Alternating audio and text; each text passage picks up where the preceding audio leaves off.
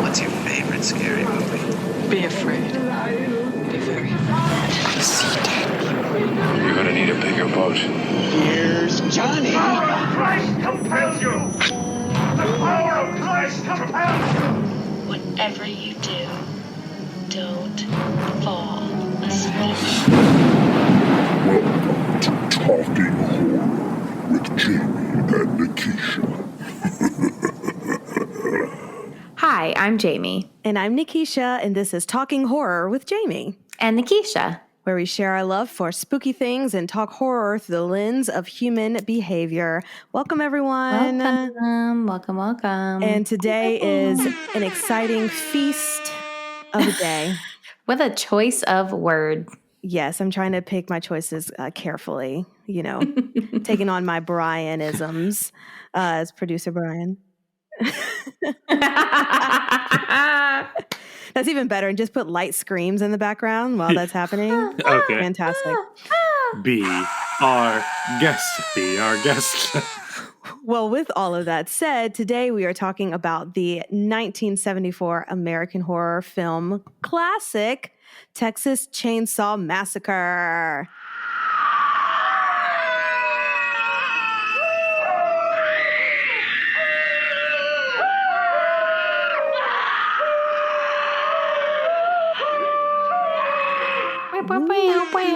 Oh, maybe I should have done chainsaw noises. Oh, yeah. How was that? That wasn't too bad. That was excellent. I don't think I've ever been near a real chainsaw, so. Oh my gosh. Don't come for me. Well, quick story time about being around actual chainsaws. Ooh. In my elementary Catholic school, I want to reiterate the word Catholic school, kindergarten through 8th grade, we would have a haunted breezeway every year. And so instead of going trick-or-treating, they would basically just have this big Halloween party at the school, and we had these long little outside breezeways, and so it was kind of like an outdoor haunted house, and at the end of the haunted house would always be a man with a chainsaw. Of course, the actual blades or the chain would be off of the chainsaw, but he would chase all these elementary school kids around with this fully functioning chainsaw, and that was the start of me being scared of chainsaws. So, yes. I mean, at least your fear is based off of something like terrifying that happened to you. Oh my God. It was really intense just because, and I still can't even think, saying it now, I can't believe that that was actually a thing, but it happened every single year, and somebody's parent volunteered to be the one to chase us around with a chainsaw without the chain. And that is so rude. That's awful. It was very rude, but a very, very fun time. And one year I won the costume contest. I dressed like a caveman. Love it. The bone and everything. Okay, so going back to the OG Texas Chainsaw Massacre in 1974, it was directed and produced by Tobe Hooper from a story and a screenplay by Hooper and Kim Hinkle. And this movie stars Marilyn Burns, Paul A. Partain, Edwin Neal, Jim Cito, and Gunnar Hansen. Now, obviously, heavy spoilers for this wonderful, wonderful script of a film. But any trigger warnings, Jamie, that you would like to say? I mean, if you can think it probably happened in this movie. There's a lot of insides on the outside. Cannibalism, lots of bones. If you're not a fan of bones, this is certainly not the film for you. And I just want to be clear, Jamie is not talking about the Fox television show Bones. Exactly. The procedural drama Bones, of which I watched every single episode of. Not that Bones. So if you have a bone to pick, it's because you thought we were watching the wrong Bones. Claps. Hand claps for Brian for that one. Do we clap for that? I don't know. I'll allow it. Well, before we get into all of this, I actually just have a question for you guys because I want to know your thoughts about Jordan Peele's new trailer, Nope, because I don't think we all have talked about this together. So can one of you start? Tell me what you thought. Tell me what your expectations are. It's exciting times here. It's very exciting times. I don't even know. I still don't understand it. And I'm okay because like I don't want to know what I'm getting into. I kind of I want to keep it, open-ended. I'm excited by all of the faces of all the people that I saw that are going to be in it. Something that struck me was not even in the main trailer, but in the teaser. I just thought that it was interesting that they paralleled images from Get Out and Us, like next to each other. Yes. Like the two main characters, they like superimposed their faces next to each other and they were both crying. And that's the only thing that I'm like, okay, is that going to mean, other than people crying, I'm sure people will cry, but like, is that going to be meaningful for Nope? So I will always be excited for anything Jordan Peele does. And I'm just like really hyped. I just like can't wait. Yes. What about you, Brian? What if I was like, it looked dumb. I hate it. No, I mean, we're getting a new producer then. Bye. Yeah. I'm in. Like, his name means a lot. The fact that people get hyped for his horror movies is really hard to do in Hollywood. I'm very excited for it. You said it in the TikTok, Nikisha. Like, I'm looking forward to what the allegory is. That's my favorite thing about horror movies. My favorite thing about horror movies is if you can pinpoint a horror movie by decade, not by necessarily the like technology it uses, but by what it's talking about, like the invasion of the body snatchers and all of that stuff, like is very like Cold War type of stuff. And then you have Get Out, which is like the most now, us and how do we relate to the trauma of our heritage and stuff. We obviously being a royal term because I have very different generational trauma than other people do. It's just fascinating, and I look forward to what he's doing with it because he's so good at making a horror movie and like actually scaring me and making it feel real and genuine and not having to rely on the special effects. But on the flip side of that, like, what he's trying to say is just as equally important, and it just always makes a very satisfying movie, whether or not I love it or just like it. Because I loved Get Out, I really liked Us, but they all were just like satisfying meals, if that makes sense. So I'm looking forward to this one as well. He just has such a good eye. He's such a good. He's spectacular. He's so talented. Yeah. Even in Key and Peele, like I think about Key and Peele all the time, and the scary stuff. Like it always was like horror comedy, but their scary stuff like was scary. Yeah. And like I totally credit him with that. And like I just anything that has his name on it, I will always, get excited for. Like Absolutely. Just look at the Urkel sketch. When Urkel like that Family Matters sketch is hilarious, but like the way it's shot is terrifying. It's pretty terrifying. Yes, absolutely. But that was a good trailer, and Jamie found something online. I don't know if we want to say it on here. What the title might mean. Oh, that it might be an anagram for. I forget what it was. Not of planet Earth. Yeah. Oh, yeah. Someone also said that it could be open, as in it's just. Open to like rearrange the letters. Rearrange the letters. Oh, interesting. Yeah. I'm just digging this one. Like this trailer told us nothing as well as gave us tone. So much. Like I love that okay, here's a good example. The trailer was great because it opens with history. It opens with trauma. It opens with generational, like what's being passed down and what it means to these characters. So the trailer actually and then you have the two of them kind of doing that video or whatever they were filming. Right. Mm-hmm. So I'm also really excited about Keke Palmer being in this. Totally. She's really funny too. So it's like a very interesting tone to like see her in a horror film. Right. Especially with Daniel, who is the quintessential drama actor. And now to have those two together, it's going to be something. A lot of things happening. And yeah. But I agree with what you said, Brian, and the fact that people are getting excited about horror movies, and that's very hard to do. And it's truly a testament to Jordan Peele's work and what he's doing for the whole genre in general. And just kind of combining all those things too, like you're talking about, Jamie, just with comedy and bringing kind of that lightness as well. So everyone can kind of get a taste of something different, while there's also just this other looming meaning or general idea that he's trying to say in whatever the movie is. And it's going to be really exciting. Aliens attack. Can't wait. I'd also like to say, Jamie and I have watched some pretty wild trailers for horror movies lately.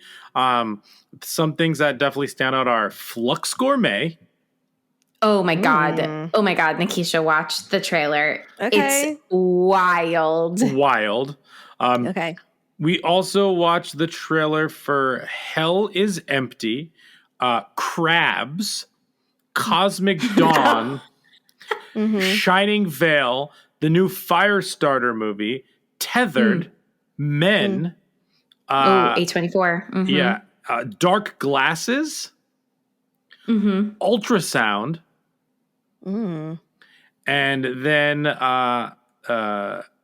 I think those are the big wild ones. So there have been a lot Dark of Glasses is the Dario Argento one, right? Yeah. The guy that made Suspiria. Yeah. Like the OG one. Oh, nice. Okay. Yeah. So there's a lot of weird stuff coming out. That Ultrasound one was also weird and very interesting and super trippy. So there's some really cool stuff coming out. And the Firestarter one looked really good too. There's some good stuff, and we'll do that movie for sure. But yeah, that's it. That was cool. Yes, I'll have to definitely look into all of that. We need to post this somewhere too, so other people can look at these trailers and tell us their thoughts of these. But I have not heard. Maybe a TikTok?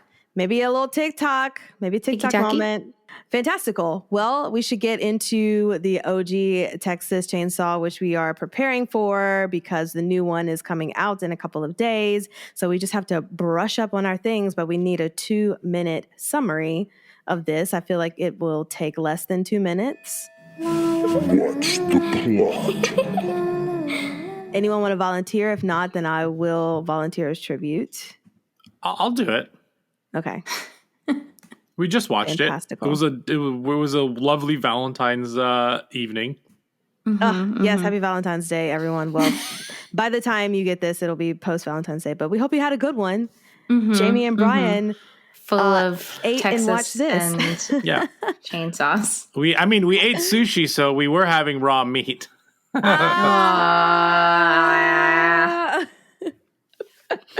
right. Fantabulous. Tell me when you are ready. Jamie, are you doing a Oh, beat yes, class? I Okay. can do the little timer. All right. Get ready, get set, and go. So a group of teenagers in 1973 go to a small Texas town because a cemetery has been grave robbed, and everyone's like, what's happening? But they go check to see if their grandpa is still buried there. He is, whew. And then they didn't get gas, those silly kids, but before they try to find gas, they pick up a hitchhiker because, like, sure, why not? He's also the craziest, creepiest hitchhiker of all time, and it's very unsettling. He cuts himself, and then he cuts the brother in the van, and then they kick him out, but they don't drive away fast enough because, like, I don't understand anyone's concept of time in this movie. And then he rubs his blood on the van, and my assumption is that he marked the van because they go to a gas station to try and get gas, and what? There's no gas. And so they end up driving away, but they end up stopping at one of the houses that maybe their grandfather owned. Unsure of how that was. Yeah. And then they travel over to, like, the next door neighbor or another house on the land. Unsure. Long story short, there's a group of cannibals living there who are also at the actual gas station. And they kill almost all of them except for the final girl. She's scared. She runs to the gas station. realization, oh no, they're cannibals too. They trap her. They start to like torture her. They're going to eat her. She escapes. There's a big scene on the road, but a trucker saves her. And then she finds another pickup truck and she hops in the back and she maniacally laughs as she drives away. And Leatherface is dancing his dance. Oh, that Joker dance he dances. That Joker dance is the Joaquin Phoenix of 1974. That Joker dance. It is. And that's the plot. Oh my gosh. Yes. So, a lot to dissect here. A whopping probably, well, yes. I'm not even trying with these choice of words. They're just coming out of me. So yes, a lot to dissect with this probably 10-page script because wow, was there just a lot of screaming for a good hour of this hour and 30-minute film. But let's just start off with, have you seen this before? What is your relationship with this movie? And then give me some likes and gripes about this. Jamie, do you want to start? Sure. So I think this is only the second time that I've actually seen this movie. Even though like I've watched all of these horror adjacent things that have referenced it, have like talked about all of the like, main highlights and, like scariest scenes and all of that. So like my familiarity with this film is very familiar, but like actually sitting and watching it in my today rewatch of Valentine's Day, I realized that like I forgot a lot of like the buildup. I remembered the hitchhiker.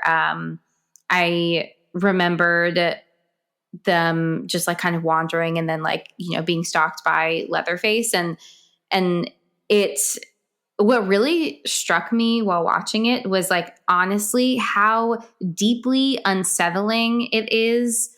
The buildup is just like, I was just so uncomfortable. And then I was like, why are we eating sushi while watching this film? Like it actually took away my appetite. And I can't say that happens to me very often watching horror movies, even gory movies. Right. And I will also say that I am not like a gore porn person. There's like a limit of what I'm willing to watch because like I just don't find it entertaining. Right. So like I'll watch the Saw movies because like, I don't know, they get like sillier and sillier, but like I have no interest in Hostel. That's just not for me. So, and like body horror to a degree, if it's like a Titan where it's like, you have to see this movie, but if it's just, gross for the sake of being gross, like that's just not my thing. But like even without like the amount of time that it takes to actually get inside of this house, it's still really unsettling and creepy. And, again, like with the hitchhiker, like there's clearly something going on where he is like just not, I mean, there's like a point where he's connecting with the brother, with Franklin, over, what was it? Head cheese? Is that what they called it? Yes. Head cheese. Okay. I don't want to eat that. That's not for me. But like they had the weird connection, but then it like clearly got uncomfortable and they like kick him out of the thing. But it's just so weird. And everyone's reactions just seem so like, are they all really that naive? Is that really like how it worked in the 70s? So like it's really uncomfortable. And then you finally meet Leatherface and you're just like, what the hell is going on? Like, who is this man? You get the bones. Like, let's not forget about the bones. There's a lot of bones. It's a very bone heavy movie. I just want to keep saying bone. I like the sound of the word bone coming out of my mouth. But the bones didn't bother me. It was all of the like rotting fleshy things, the fleshy face mask, grandpa, good old grandpa. Yeah, grandpa with the sucking of the finger, like all of that. It's just like so unsettling.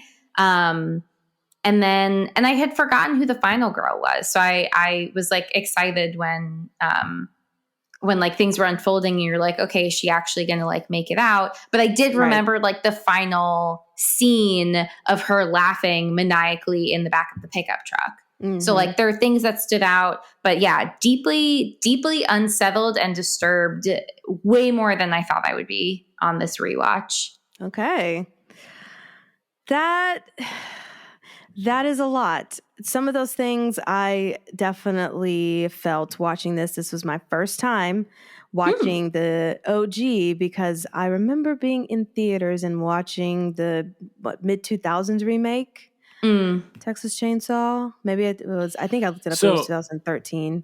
I'm going to take a little moment here just to go through the number of Texas Chainsaw Massacre films. Nikisha, I've never seen a Texas Chainsaw Massacre movie until today. This is my first one ever of any of them. Nice. We saw the one from 1974, the original one. There's Texas Chainsaw Massacre 2 from 1986. Then there's Leatherface, the Texas Chainsaw Massacre 3. That's from 1990. Then Texas Chainsaw Massacre, The Next Generation is in 95. The Texas Chainsaw Massacre... Like Star Trek Next Generation. Yeah. Right. The Texas Chainsaw Massacre, the next one was in 2003. That one was produced by Michael Bay. Jessica Biel? Yeah, uh-huh. Okay. No. Then there's the Texas Chainsaw Massacre, The Beginning, which is like a prequel to like how they became cannibals or whatever. Then there's or maybe, I don't know, there's maybe not. Then there's Texas Chainsaw 3D, beats me what that's about. And then there's Leatherface, that was in 2017. And then next week, or if you're listening to this in a year, it already came out. The Texas Chainsaw Massacre, Texas Chainsaw Massacre comes out on Netflix. So there are 1, 2, 3, 4, 5, 6, 7, 8, 9, including the new one. That's insane. I don't think I realized there were that many Leatherfaces going around. Sorry. But wait. Oh my gosh. I'm so sorry. There are 9 Texas Chainsaw Massacres in the chain. Oh, using the word franchise. I'm the monster. I'm the monster. You gotta know how this works. 9 in the chain. I think I only saw the Texas Chainsaw 3D one. I could not tell you what was going on. I just know that Leatherface was there and people died. So I'm sure. And he was in your face because it was 3D. Exactly. He took everyone's face in that theater, 3D, the magics of 3D. Yeah. So this was my first time watching it. And I don't know. I was trying to think to myself, horror movies during this time and the purpose behind, are we just trying to have more gore? Are we just trying to be unsettling? Because I was very disappointed at the lack of any kind of character development. I mean, even Halloween, you're giving me something. So that's why I was thinking maybe this is just one of those, there is a slasher, there are a group of kids in the woods, and that's where we're going, you know. So I didn't have any sympathy for anyone who died. And even with the final girl, it was a very, very long chase scene. Her in the woods, her on the road. Whatever happened to the guy in the truck? Because he just runs the opposite way. That was my question as the second it ended. Like, what happened to truck driver? Also, like, why didn't truck driver drive away? Yes. Like the human behavior choices in this, that's also just what really got me. Because if you go into and we'll get more into this, but just going off of what Jamie said, in the bone room with the first girl, it seemed like she was just there for a good 10 minutes, just screaming and looking at the bones. And to me, if you feel like you are in an unsafe situation, even if your fight flight, which we'll get into that, is not so great, to be standing there laying in those bones for 10 minutes, I just got frustrated at everyone. I was mad at everyone in this movie. I was actually mad that there was a final girl because I felt like everyone just needed to just be offed because of how crazy their choices and decisions were. But just as yes, and then the fact that Leatherface got hit with a wrench, and that's what bested him, was having a wrench thrown in his face. And then, people got away. It was an interesting time. Lots of screaming. I'm glad that I did watch it. But would I watch it again? It's very debatable, but we'll get into other logistics of certain scenes and things that we thought. So, Brian, what do you think? This is my first time watching it ever. The only thing I knew about this movie was Leatherface and the final shot. I had seen the cackling in the pickup truck, leaving. I knew that's how it ended. But aside from that, I did not know anything. I really liked this because I had crazy low expectations. Because you're a monster. Because I'm a sociopath. No, I like this because my expectations were super duper low. This was the same trap that happened for me with Black Christmas. I just expected it to be like one of the first slash movies from the 70s. But I'm the idiot who keeps going into these 70s movies thinking that they're going to be subpar when they're actually pretty good for what they're doing. Halloween, this one, Black Christmas. Are they perfect? No. Do they have their flaws? I mean, for sure. But they're great. I even said to Jamie, this movie feels like a haunted house. This feels like the haunted house that we went to this Halloween. The idea that the house had all these bone rooms and it's all curated and done up like a haunted house room. I feel like every single haunted house has that cannibal layer where you hear the chainsaw. But the thing is, it all comes from this movie. So but her being chased and all that, it felt like a haunted house. And I enjoyed part of that, and I did not enjoy part of that. It just depended on what was happening. I think I enjoyed it from a production value and how scary it was at times. I did not enjoy it from the human behavior, choosing what they were going to do perspective, like you said, Nikisha. But overall, I thought this movie was way more artistic than I thought it was going to be. A lot of those long shots in the movie it's what makes it unsettling. That whole sequence in the car, just cutting in between, back and forth between them, and actually not long shots. I didn't mean that. I meant the frame of the shot in terms of having them all in it. And same thing with him when Franklin is trying to get into the house and blowing the raspberries at them. It's stupid, but it's unsettling at the same time, if that makes sense. Super weird. Yeah. Very weird. I also wrote down tying her up when she goes to the gas station and we're watching the process in which he ties her up. That is way too long, but that's what makes it unsettling. And I think that adds to the tone of the movie. Same thing with her torture at the end. It's just relentless with the screams. So I was shocked at what this movie actually did. I also think that don't get me wrong, I do not think that they did great backstory or anything like that. But I was surprised there even was a story. That they were going to see their grandpa's grave and that these people, they're the brothers' action, the cannibal brothers' actions of stealing from the grave site, and then his dad yells at them later, is actually what brought these kids there. And then he was able to mark the van, and so the van went to the gas station and whatever, however they got them to the thing, whatever, the house. But I don't know, this was way, way, way, way, way more interesting than I actually I expected it to be a boring 1970s slasher that's overly gory, and it was, but it wasn't boring at all. I was really engaged. I did not know how torture porny this was going to be at all. That whole last 25 minutes of just them screaming.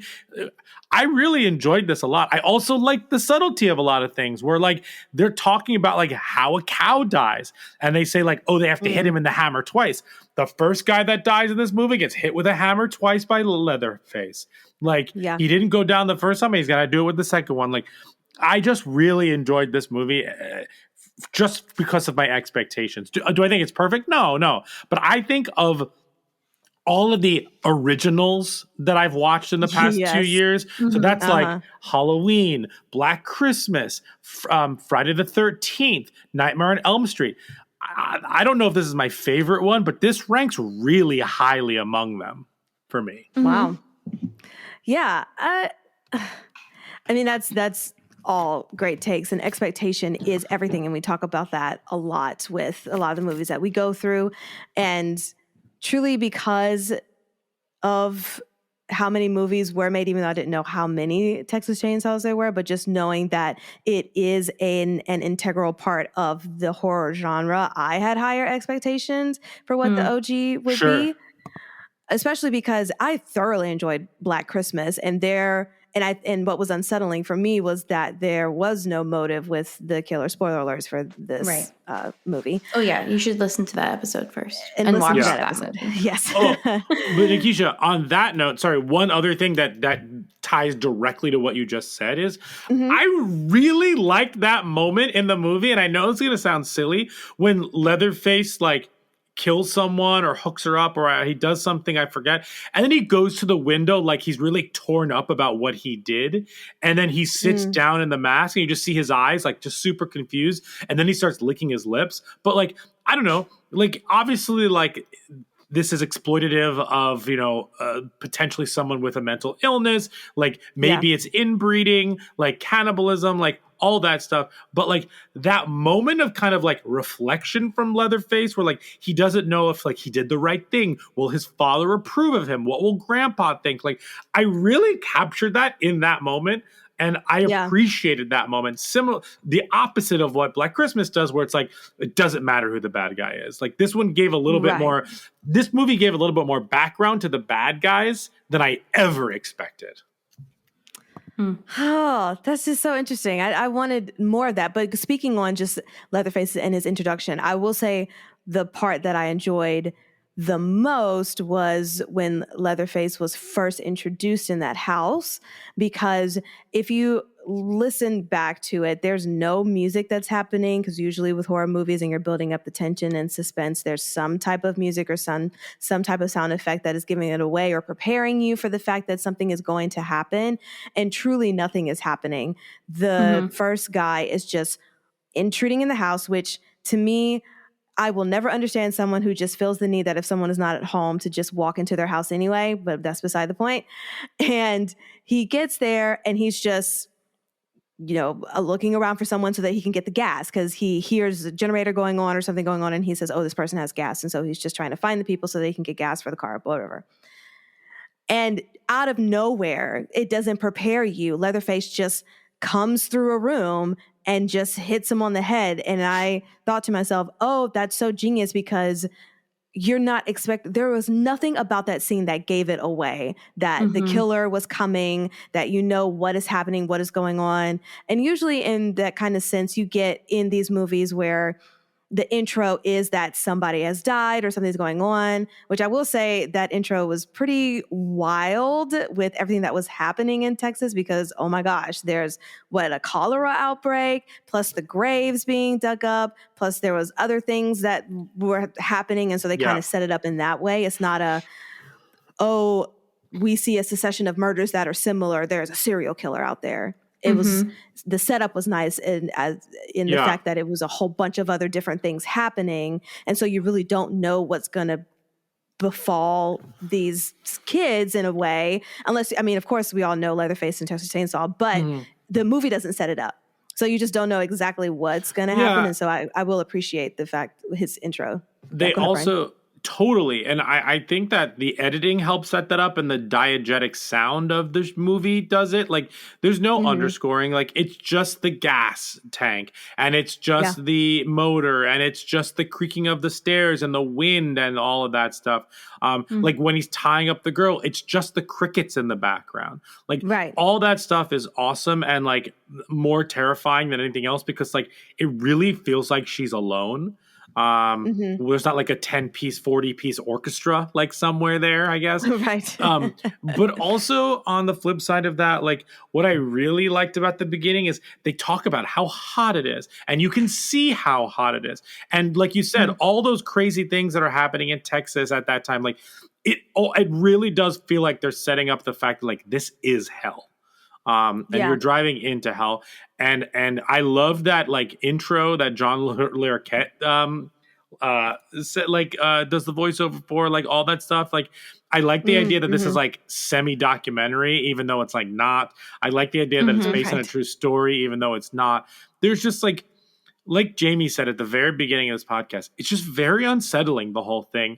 And I can imagine being in a movie theater in 1974 where, one, you can barely see the chase through the woods. Through the woods, yeah. One, you can barely see, like at the beginning with the taking of the pictures of like the bodies and stuff like that, where it's like black and you hear like something happening, and then you see like a finger, and then like all of that, like, and then the screaming. Like I can imagine sitting there in a movie theater just like with no music, just people screaming at you. It's very like 70s avant-garde in some ways, but like I can imagine that experience like being really uncomfortable, because like we were maybe 25% uncomfortable in our own living room. I can imagine if you're like all in seeing this for the first time in 1970s movie theater, like it's 110% uncomfortable.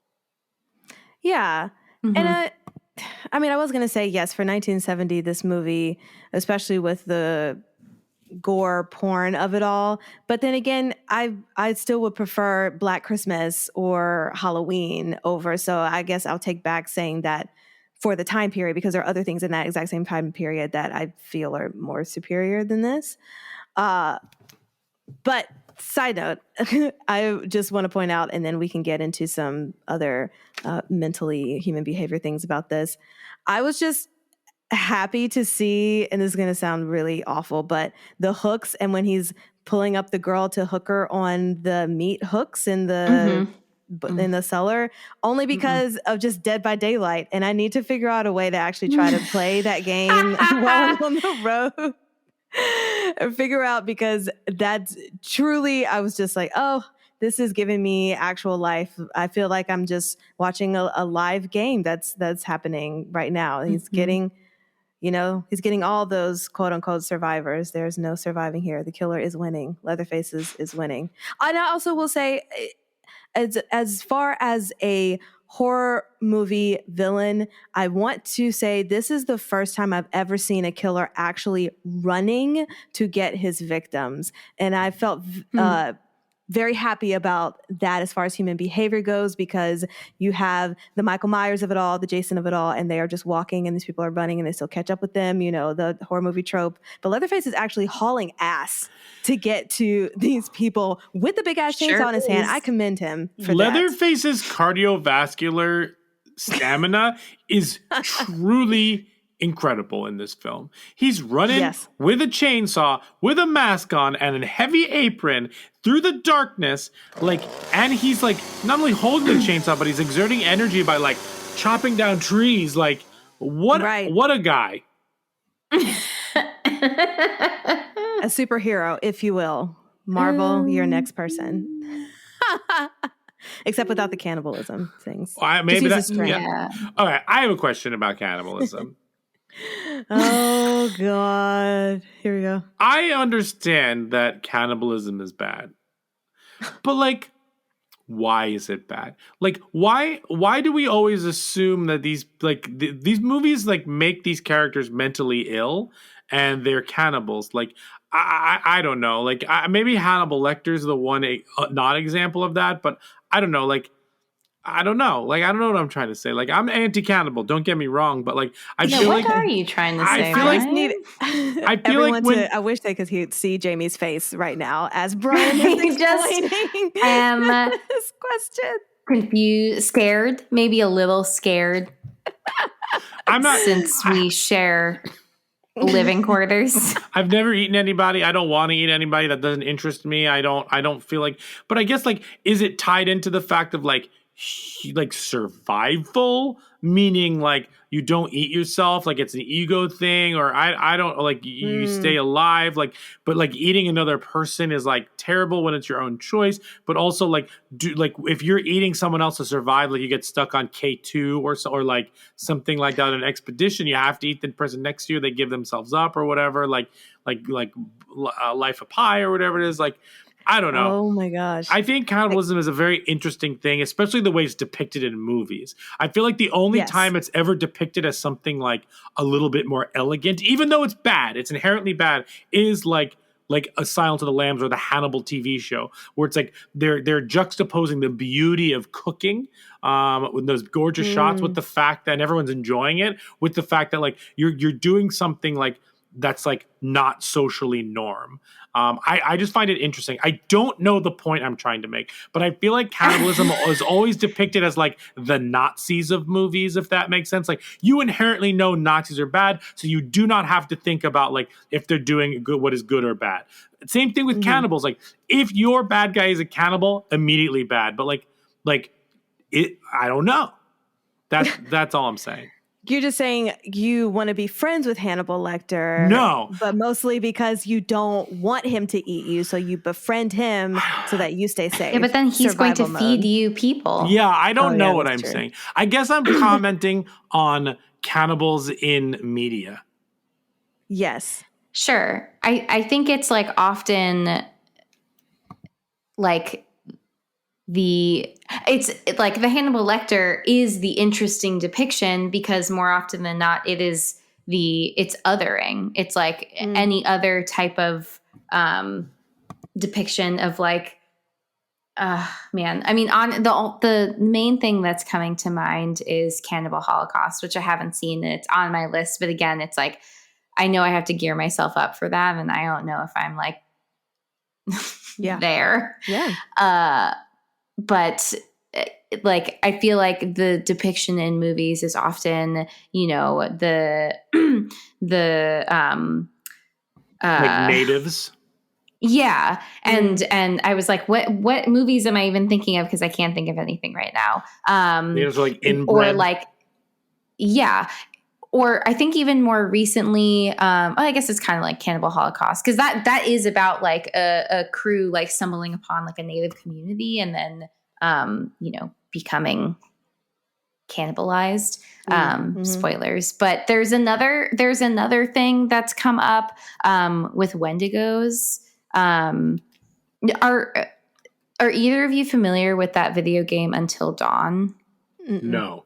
Which is popular like in the last couple of years or so. I think 2013. I can't remember. But there's like a folklore about how like you turn into this creature called a Wendigo, and it's you're at higher risk if you indulge in cannibalism, and so it's like if you are, which is interesting because it's like if you're in some kind of situation where like it's dire and you don't have access to, other resources, then you're also like running the risk of kind of no longer being human as a result of like your actions. Which also makes me think of Yellow Jackets, which we have not gotten any further in, but another thing where it's like that's where I feel like it's either like historically these like native communities, which again it's like very othering, and then now it's like people who are in like situations where they need to survive, and like that's it being depicted, but not as, I mean, I don't know, maybe there are more of the kind of Texas Chainsaw type vibes of other things in like the 70s, 80s. Now I'm thinking of another movie. What's the Wes Craven movie? I don't know if there's cannibalism in it, but why can't I think of it? Hills Have Eyes. Oh yeah. I think there's cannibalism in that. I've never seen it. Yeah. I haven't seen it either, but I'm pretty sure there's also cannibalism. But that I feel like falls under the bucket of like the Texas Chainsaw type cannibalism. Yeah. I don't know if anything that I said made any sense now that I'm reflecting back. No, it did. No, we're just reflecting on like where cannibalism is featured in films, and often it just seems like very not realistic. And like knowing that, I think, or like the way that it's depicted and like the communities that they are showing feels very like not good. Again, as Brian was saying, I don't think that we are pro cannibalism on this podcast. But I think just like then the ways that they double down on how they're depicting people who have engaged in cannibalism is like what you're saying about like, you know, when they say that someone's like a Nazi, you like know that they're just like all bad. There's no redeeming qualities. And I feel like historically, like that's what they're trying to say when in some of these like more like 70s 80s like older movies, not really the contemporary things. I feel like contemporary things, it's like the only people who would do cannibalism are people who like needed to do it to survive. And these are like, you know, people who are going through hardships, and like, you know, like the way that they're depicting people like seems like a huge shift compared to like how they were using this in the past. Yeah. Well, especially with the association of someone with a heavy mental disorder, as we see in this one, you can tell that there's something going on in that realm that is kind of the cause or why they believe it's okay in their brain to just capture these people and eat them, even though they don't give any justification or purpose to why it is. They just kind of lend itself to, these people obviously have something mentally going on with them, and that's what is the catalyst for that to kind of be the case, until you get into the Silence of the Lambs, where the person, if you didn't know any better, just seems or puts on kind of a normalcy and is intelligent and but also just decides that that's what he wants to do, is just eat people. And it's really it's really random. But for the 70s depiction of just having a gore porn, I feel like that's the extremist way that you can go.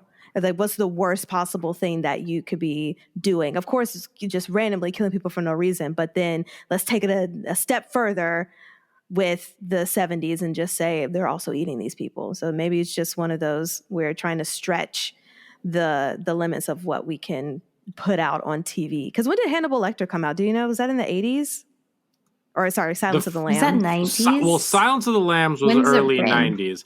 But the first movie came out in the 80s.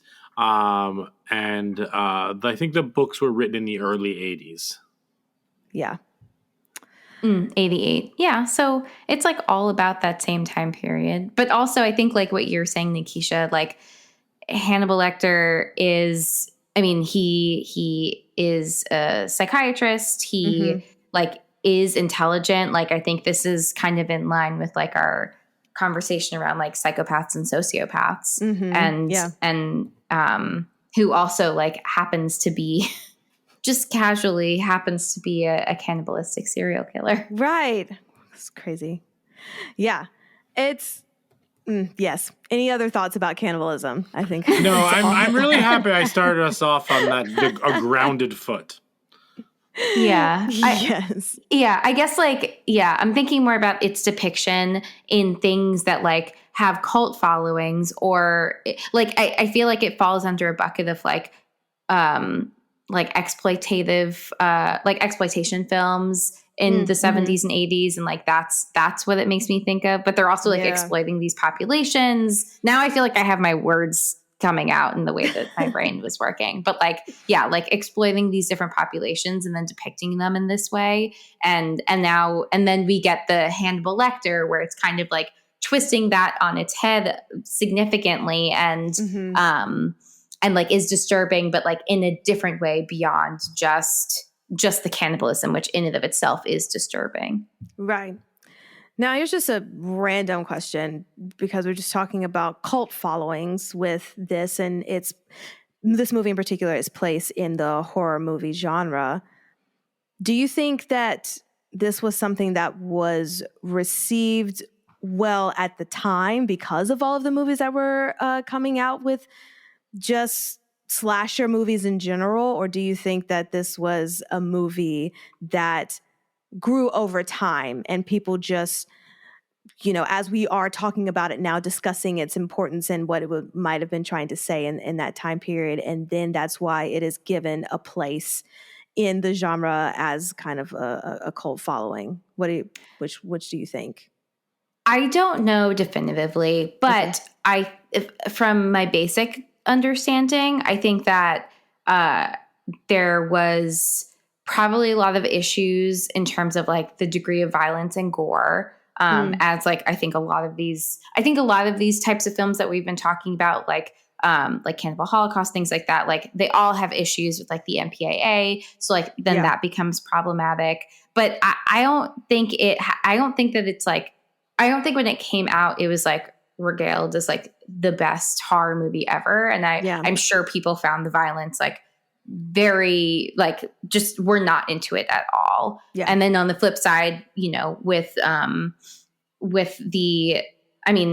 Final Girl and other things, like, I don't know, a lot of the things that Brian was talking about, I feel like some folks, I'm sure, found it like incredibly imaginative and a really interesting depiction within like the horror genre. So I feel like it probably got a really mixed bag when it came out, and then kind of with time, kind of seeing where other things pulled from. I think that's often like where you get people to revisit things is like when other directors and writers are like pulling things from. They're influenced by Texas Chainsaw Massacre and then like featuring some element in newer, more contemporary things. Then people go back and they're like, oh, okay, like now I see the influence it holds. Now I see, more of like what the impact that this has on pop culture and things like that. So that's my guess. Yeah. Brian, do you have any thoughts about that? Well, I know because I read the Wikipedia. It was very, very mixed. At the time, some people, I mean, honestly, it's exactly what Jamie said. Half of them thought it was awesome and brilliant. And then it's like the new level of horror movies. The other half thought it was despicable. This is so bloody and awful. It's not doing anything. It's just like torture porn.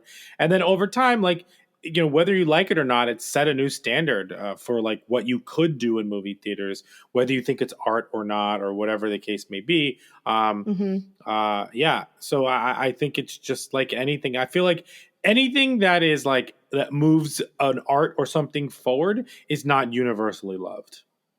Yeah. I'll take that. I had truly no clue about it. It's just you get into horror and you get into, like Jamie said, people's influences, and then that's how you go back to other things. So even just talking about Dead by Daylight and seeing the list of slashers or killers that you can choose from, and then you kind of dive into, where did they come from? What movies did these particular people come from? Because you have Leatherface on there, and you have Freddy Krueger, and you have Michael Myers or whoever and all that stuff. And you just kind of see where the empty holes lie. And it's just interesting to go back, especially because vaguely remembering the Texas Chainsaw 3D that I saw, didn't see, don't remember, but I know I saw, and thinking, where can I get an origin story? There should just be someone needs to just make a slasher origins for every single high trafficked slasher in the movie realm. Brian, you can make that happen. Sure. Well, I mean, you could just watch Texas Chainsaw Massacre, the beginning. Or that. Yes, I forgot that was on the chain, the list. The chain. I will say something that I will never forget about this movie is how all these people acted. And I feel like we talk about how like this is the place where a lot of that started. Like a lot of things are. I also feel like this is a place where like people make dumb decisions. Like every single one of these characters makes a wild decision. I want to you two talk about that, because I just want to like hear what your thoughts are, because each one of these people is ridiculous.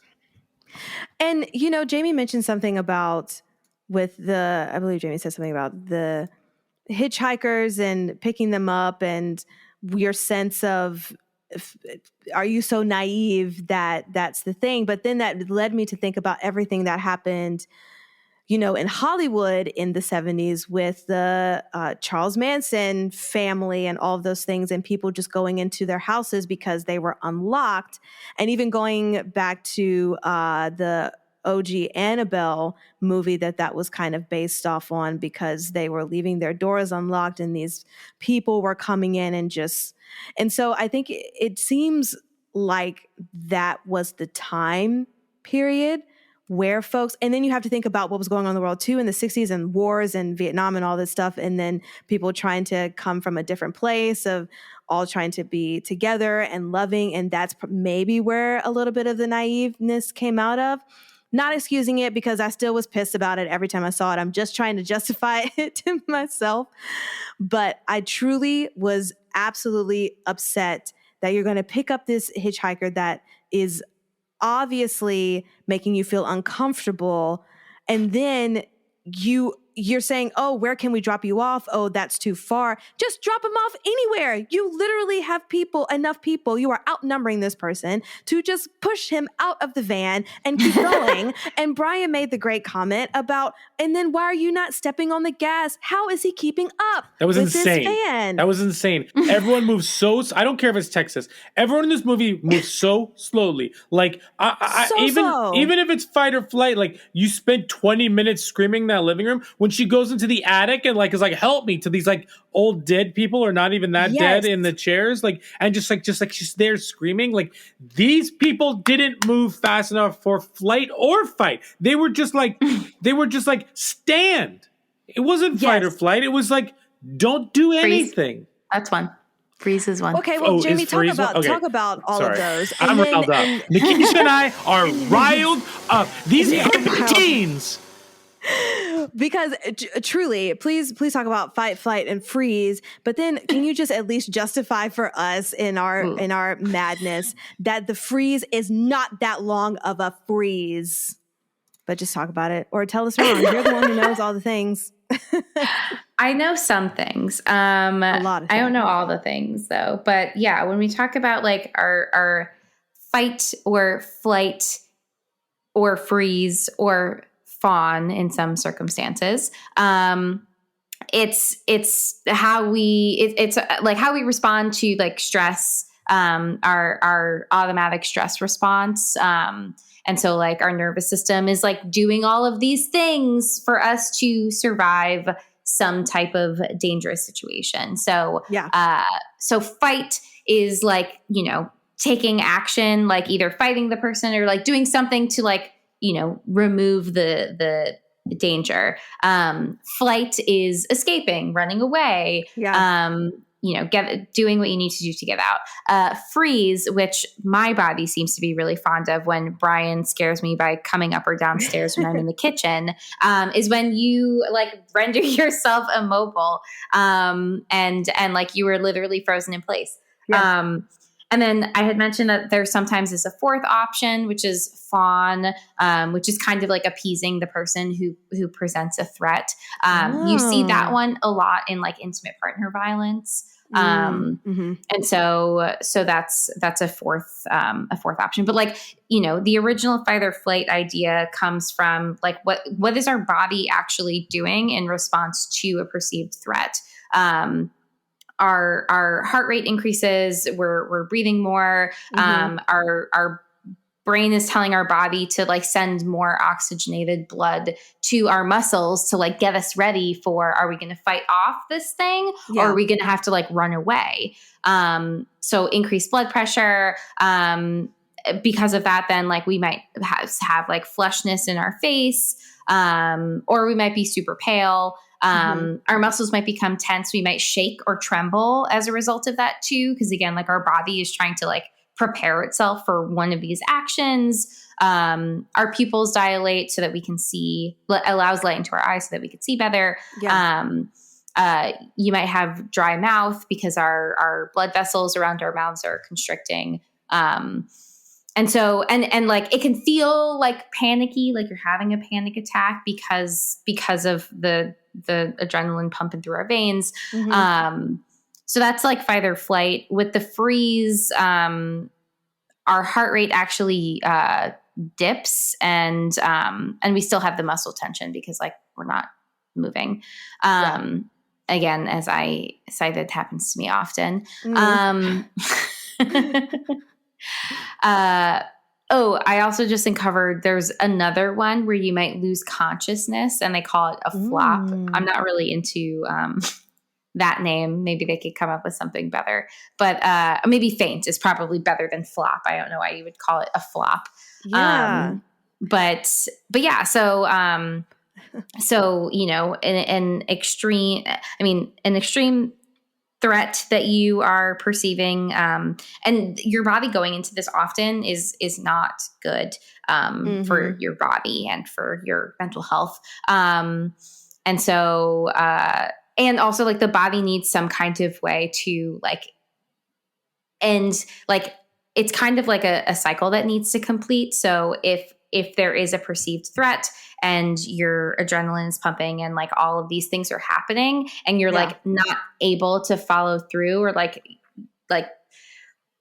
you feel this feeling ongoing, which is kind of what like long-term anxiety is just like this ongoing thing. We really need some way to like kind of purge this out of our system, which is why we like run or we fight or we like freeze and then like fully freeze for a period of time. And then like our body kind of like, tries to return back to a state of normalcy. But like with anxiety, sometimes it's hard to do that. And so like figuring out with different coping skills, are there ways to help kind of manage and like complete the stress response process so that we're not like carrying this for extended periods of time.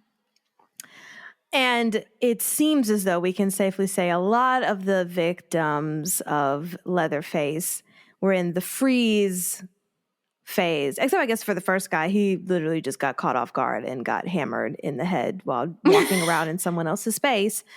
But everyone else, it was more of a freezing moment, and that just gave Leatherface the upper hand.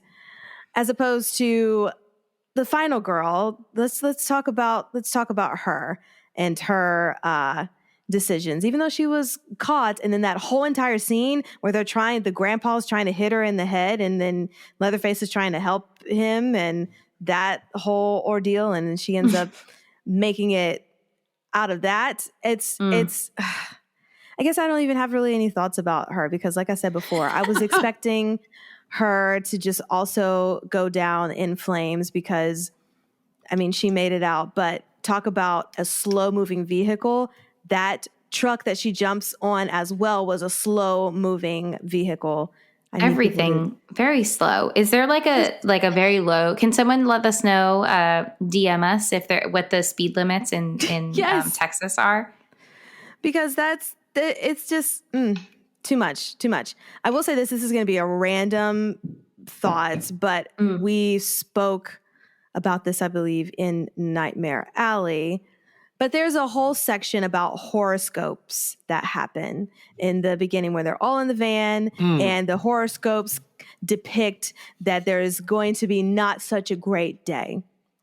And, when we were talking about Nightmare Alley and you were looking up which actually, I don't even think we told the people what your rising. Oh, no. Oh, my God. And all that stuff is. I'll let you look it up. But I got to do it all over again. So I guess, and this is going to be kind of not a question, just your thoughts on this, but there is a sense of when we talked about Nightmare Alley and our wanting to believe what our signs are, the characteristics of our signs, because there's a sense of wanting things to be centered around us. And so we kind of make things about us when it might not necessarily be about us. And so even when just having them say the horoscope that there's probably going to be a tragic day, how much of yourself is the one that's making the bad things happen mentally because that's been planted in your brain, as opposed to you just going on about your day and then coincidences happen, i.e. Leatherface just coincidentally comes and kills all of you. But in Just this happens instance, to come. Sometimes we get into our own brains about things about us that might not necessarily be true in our inner critics and inner voices, in cognitive behavioral therapy. Your inner critic comes and tries to do things. But I guess my question, not a question, is can you just talk about sometimes believing what you want to believe as opposed to things that are actual reality? So, and especially with the horoscope, because they're already dooming themselves because they have heard this bad news and they're carrying it mentally, as opposed to just being in their reality and moving forward. So I don't know. That's not really a question, but just an observation. No. I mean, it makes me think of like self-fulfilling prophecies in a way where it's like you're like, I mean, I think there is something to like hearing that and it impacting your expectations and then seeking out things or acting out in ways that confirm your own expectations. Yeah. I don't know if that's necessarily to say that like it foretold that Leatherface was going to kill them all. Right. But like, I don't know, maybe does that then influence their ability, like you said, to make a decision to like a smart decision to save themselves, or were they doomed from the start because something was planted in their head telling them that they weren't going to be successful in getting away, which is like a really interesting thought. But there's also a part of me that I think partially because of like, our biological responses to threats and fears, that like there's still the element of like at least trying and making a decision that's smart for you in that moment versus situations like this where it's like we know we're watching a movie, so like we're going to watch people make a lot of like really silly mistakes and things like that. But yeah, it's like I think even I turned to Brian at one point and I was like, what do you think about what they're all doing? Like, would you do this? And I forget what your response was, Brian. Did I say no? No, but you said something specific about like some of the things that they were doing. And I can't remember like what you said that you would definitely not be doing. Oh, because I was like, would you just like go into these houses? No. Like, would you just like, and then would you leave your friends to like attempt to find a watering hole? Like things like that, where it's just like, why are you doing this? Also, it was that you said like, no, I wouldn't have like left the gas station. I wouldn't have like, these are the things that it makes me start thinking about. I wouldn't have picked up the hitchhiker. I wouldn't have been on empty on gas. I would have gotten the gas. Like I just like wouldn't be in the situation that these jabronis were in. However, I also like, I wouldn't just like drive onto land. Again, I mean, I'm a Jersey boy. Like I've done wild things in New Jersey, but like I'm also not a Texas kid because like Texas kids do probably wilder things. But like I wouldn't have gone to his house. I wouldn't go into someone else's house if it was open. Like I don't know. I also like, as annoying as Franklin was, also super progressive that he was in a wheelchair for 1974. But he was also annoying and the dumb brother. However, he was the only one making good decisions. Like, hey, how about we stay at the van? Like, not good decisions. That was the only one. That was the only one. That's the one I'm thinking. Because that was when he was at his most annoying.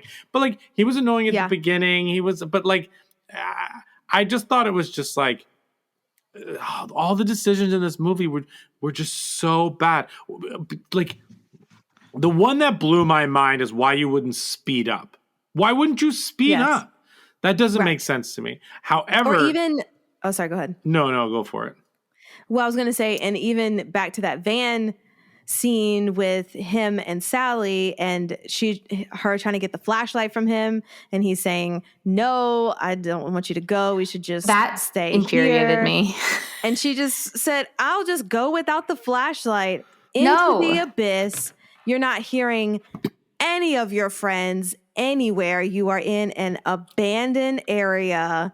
That was just so crazy of her to think, no, I'm just going to go and try to find these people because something. I mean, they don't hear the honking horn in this middle of nowhere. There's no other sounds that are happening. If they were alive and well, they would have heard that horn and they would have been on the way back. But that's just not the case. And you just cut your losses and you just got to go. And you come back with the police or a squad of people that can help you. Not just, I'm going to try to do this yourself. Yeah. That brings up the question of like, at what point do characters know they're in a horror movie? Because like at that point, they didn't know that they were in a horror movie. And the same thing with like when we watch Friday the 13th, nobody in that movie knows that there's a killer on the loose. You know, like they're all just being hunted down without them knowing. So in this one, like, you know, when do characters know that? Like, I feel like slasher movies, it takes people a lot longer to know they're in a horror movie than like, I don't know, maybe that's not true. Than like something like Hereditary, where like, or something like that, or the Babadook or something, Mr. Robert Duke, like something like that. I don't know. I think all these different types of horror movies, like at what point do you realize you're in something horrible or something horrible is happening to you? And that affects your decisions because like when she's at the, when she finally gets to the gas station after that chase, and then the guy, like, she realizes that like the guy's turning on her, the gas station owner, like she's kind of like shooken up. She just went through trauma. She's like being comforted by this stranger, like actually like hugging him and like needing that touch or whatever. Like, did that feel real to you, Jamie, as someone who like may understand like that like fight or flight like not even PTSD, but just like being in that moment trauma? Like, did that scene feel weird to you? Did it not feel weird to you? I don't know. I feel like it's hard. I don't know. There's something about this movie in particular that I also find hard to like apply real life stuff to, like how someone in real life would like be processing or experiencing something because I feel like the actions just don't make sense. I don't know. I'm having a hard time like kind of articulating it, but there's just something where it's like really hard to apply.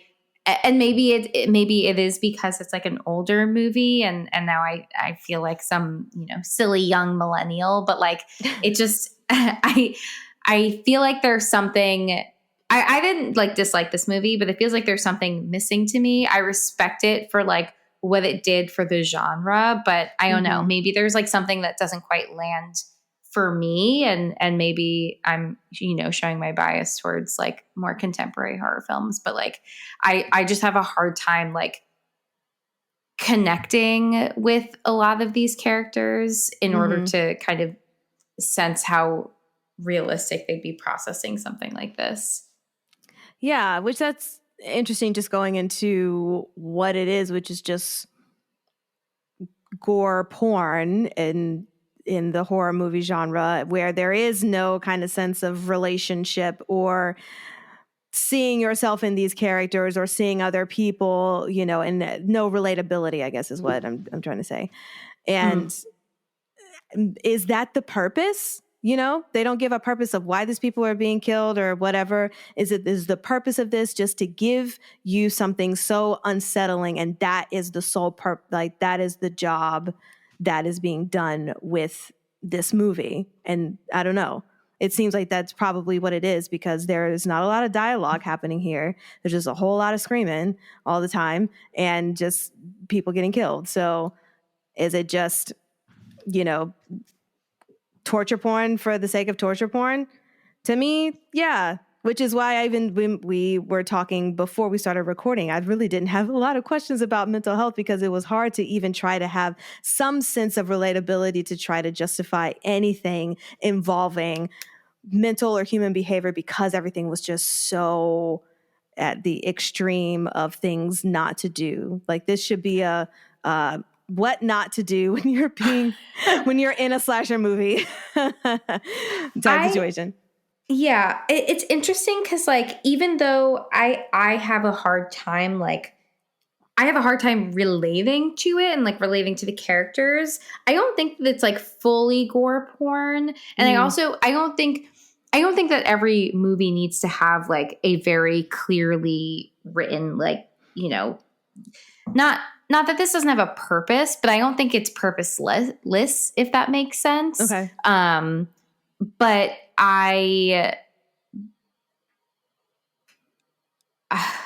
long pause.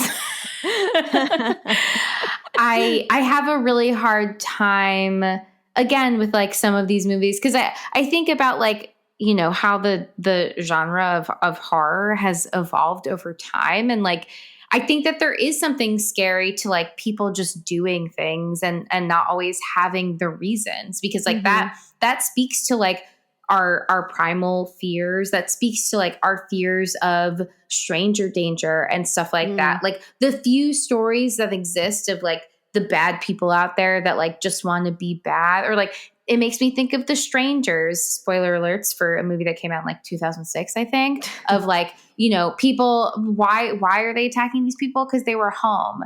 Like movies like that where, you know, there's no connection between like the killers and like why they're doing what they're doing and their victims or the survivors.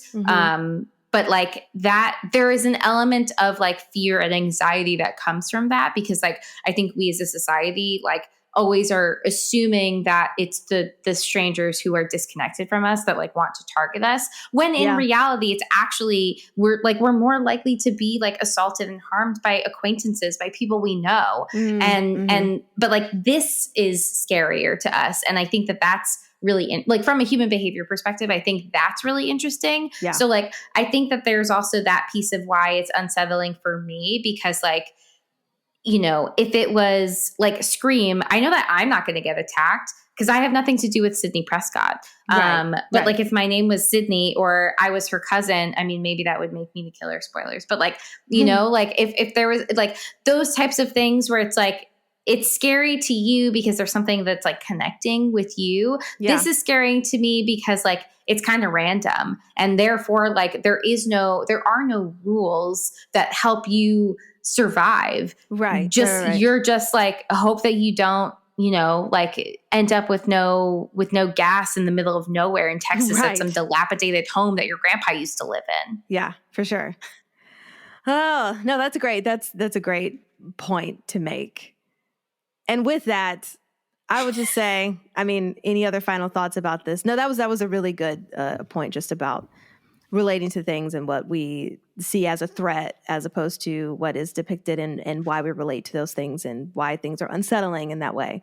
But yeah, no, it's all good things. Any other lasting thoughts on the fabulous Texas Chainsaw? I can't stop thinking about the word head cheese. Like I literally can't get it out of my head cheese. Oh, yes. Also, just describing any type of slaughter in that way, it is very unsettling. Even if you don't see it, just them talking about it. It was too much. Okay. Are we Rotten Tomatoing it, Brian? Yeah, let's Rotten Tomatoes this bad boy.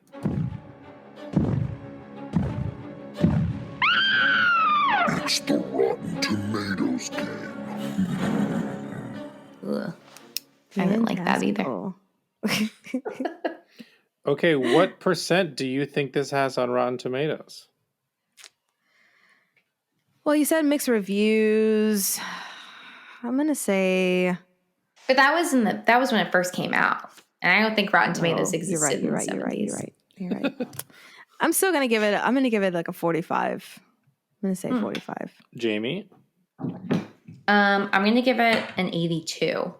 It has an 89%. Oh my gosh! People love it. Thanks to a smart script and documentary-style camera work, the Texas Chainsaw Massacre achieves start-to-finish suspense, making it a classic in a low-budget exploitation cinema. Exploitation. Yeah. Wow. Okay. Oh, I do want to say, like, I would never choose, for me personally, I would never choose like this type of a movie over like another specific type of movie in terms of horror, like something more contemporary or whatnot. But like, I enjoyed it for what it was, and yeah, that's all I got to say about that. Maybe we need to like, you know, us doing our horror homework, we should kind of look into more like exploitative films, because I think that's that's like an area that maybe we don't have a lot of like experience in, Sure. and maybe that will help kind of like give more context to like these types of films in this conversation, because that's an area that like I've read a lot about but haven't actually watched a lot of those movies. Sure. I used to like be obsessed with like reading about like B and C horror movies and like all of these things, but like was very afraid of them. So I know my own limitations. That's a good idea. Yeah, we should. With that being said, should we do the 4 S's? Yes. Skull, scare, shakes, and suggestions. The Talking Horrors 4 S's. Okay, as we all know, the 4 S's are skulls, scares, shakes, and suggestions. We rank them 1 through 10, and then we do our suggestions. So let's start with you, Nikisha, with skulls. How did this deal with mental health and human behavior? 0. I just was so mad. I have to give it a 0. I don't care if it's feeding into a specific type of horror genre. I can't deal with it. Jamie? I think I'll give it a 2. For the most part, I was really perturbed by everybody's choices, but at least in the end, Sally was like trying to get away. I think that when she's sitting in the gas station, she's like, when she has that moment to breathe, you see her looking around and they're like zooming in on stuff. And I feel like that's her trying to kind of like gather her thoughts and like take it all in that moment. And I felt like that was real. So a 2 from me, please. I'm gonna go right in between the two of you. I'm gonna do a 1 for all the same reasons. Good number. Good number. Scares. How scary is this movie? I'll give it a 3 just for the unsettlingness of it all. And even though you don't, I will give it that for the hammers on the head and the bodies on the hooks. Hammers on the head, bodies on the hooks. Just a horror for horror. Jamie? Oh my God, I forgot that I sent you that. Oh, great song. Great song. I'm going to give it the 6. It really disturbed me. I was really surprised at like how I was physically feeling on the inside. I am typically not disturbed by horror movies, and like this really, it really got me. So. Yeah. Cool. I'll also give it a 6 for the same reasons. Shakes. Are you going to be able to shake off this this chainsaw? This first in a chainsaw of movies? Claps for that for sure. Thank you. I'm going to give it a 2 just because I will only truly remember it for the name of it all. And it does make me want to go and look at all the other ones. Maybe look at that Leatherface Beginnings movie. Ooh. Jamie? I'm going to give it a 5. I'm still feeling pretty unsettled. My stomach is still kind of turned. I kind of was like, do I really want to keep eating dinner while watching this movie? I don't. But I'm feeling kind of icky. Yeah, I'm going to give it a 6 because it was icky and weird. And all that screaming. Nikisha, all that screaming, did this woman ruin her voice forever? Absolutely, she did. I made a comment in my notes that said, why are you still screaming? Your voice has got to be gone by now. And then you have to think about when people are filming, that it just wasn't one take. I mean, maybe it could have been just one take, but you don't do just one take. You do multiple. And she was screaming for 45 minutes of the hour-and-a-half movie. How are you still... What else has she been in? Probably nothing because she has no voice no more. That's all I'll say about that. Cool. And then suggestions. What would you suggest to go along with the Texas Chainsaw Massacre? Oh, a 2-pack. I don't know. Jamie can go first. Oh, I was going to wait to go last. Okay, I'll go. Okay. You can go one of 2 ways. You can just watch Black Christmas in terms of like a 70s movie that's new and whatnot. But I actually am going to choose one of my favorite cannibal movies, which is Bone Tomahawk.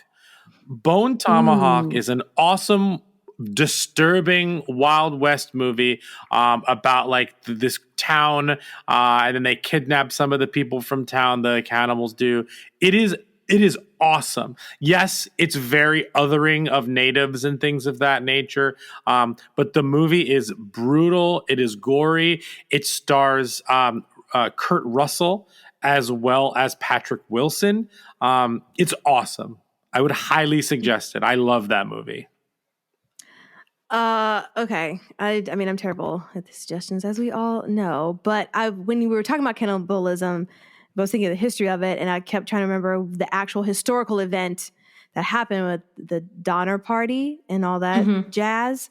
So I'm just going to suggest that 2009 movie, The Donner Party, drama western.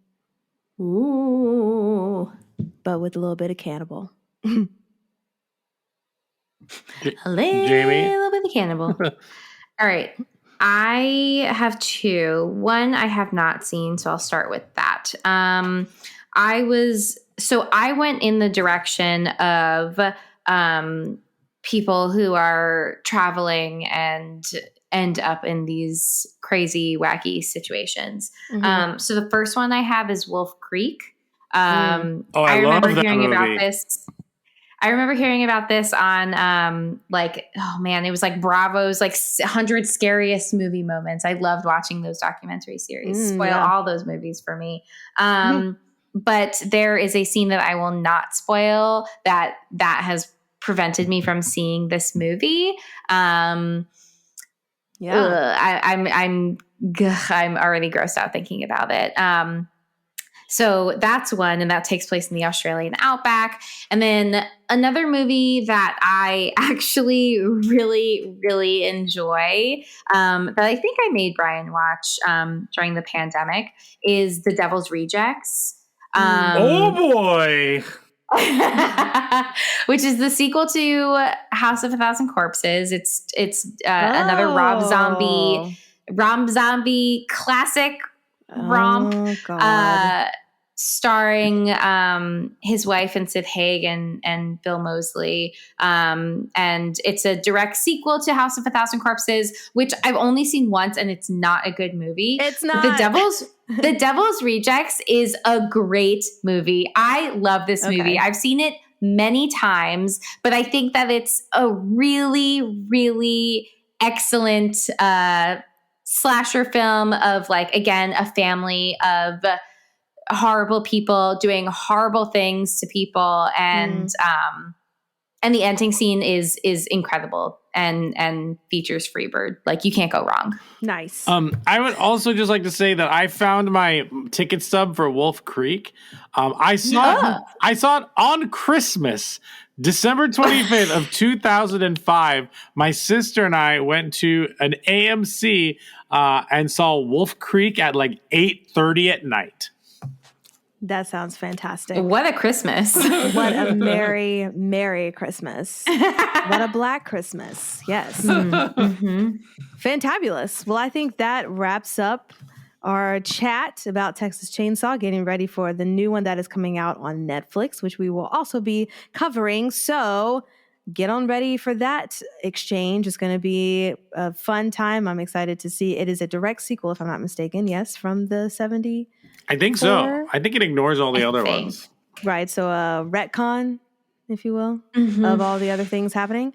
And yes, you can listen, or you can follow us, on all of the social medias, including Instagram and Twitter and TikTok at Talk Horror Pod, POD.